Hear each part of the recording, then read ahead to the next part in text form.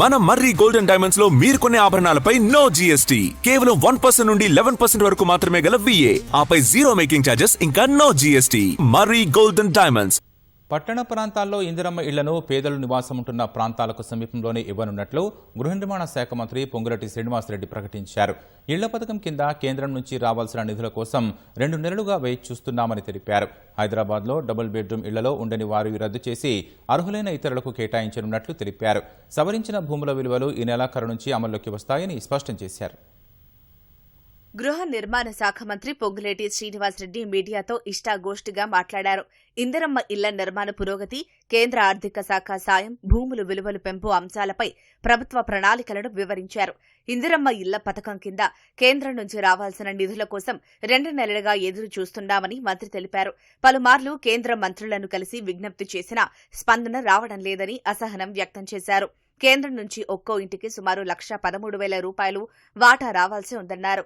కేంద్రం మీద నమ్మకంతో లబ్దిదారులకు 1,60,000 రూపాయల ఫైనల్ బిల్ పెండింగ్లో పెట్టినట్లు చెప్పారు.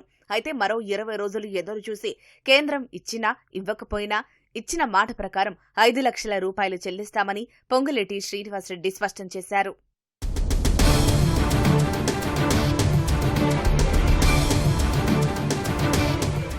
రాష్ట్రంలో తొలి విడతలో 3.5 లక్షలకు పైగా ఇందిరమ్మ ఇళ్లు మంజూరు చేయగా ఇప్పటి వరకు సుమారు 1,32,000 పూర్తయ్యాయన్నారు. జూన్ నెలాఖరుకు మరో 72,000 ఇళ్ల నిర్మాణం పూర్తి చేస్తామని చెప్పారు. 2వ విడత ఇందిరమ్మ ఇళ్ల పథకాన్ని జూన్ 2న ఆదిలాబాద్లో సీఎం రేవంత్ రెడ్డి ప్రారంభిస్తారని తెలిపారు. 2వ విడతలో కొన్ని వెసులుబాట్లు ఇవ్వనున్నట్లు పేర్కొన్నారు. గతంలో ఇందిరమ్మ పథకం మంజూరై మధ్యలో నిలిచిపోయిన ఇళ్లకు ట్రాక్టర్లు ఉన్నవారికి అవకాశం కల్పిస్తామన్నారు. ఒక్కో నియోజకవర్గానికి ఎన్ని ఇళ్లు మంజూరు చేయాలనే అంశాన్ని ఈ నెల 21న కేబినెట్లో చర్చించి నిర్ణయం తీసుకుంటామని తెలిపారు.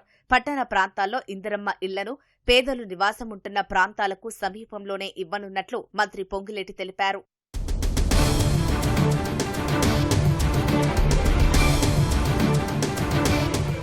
అసంపూర్ణంగా ఉన్న డబుల్ బెడ్రూమ్ ఇళ్లకు ఈ నెలాఖరులోగా లబ్దిదారులను ఎంపిక చేయాలని కలెక్టర్లను ఆదేశించినట్లు మంత్రి తెలిపారు.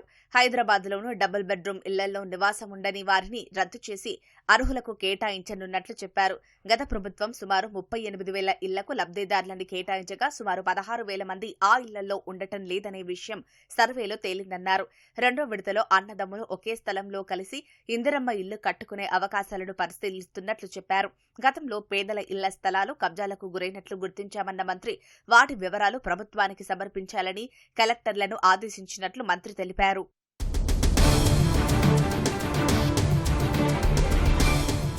రాష్ట్రంలో సవరించిన భూముల విలువలు ఈ నెలాఖరు నుంచి అమల్లోకి వస్తాయని పొంగులేటి శ్రీనివాసరెడ్డి తెలిపారు.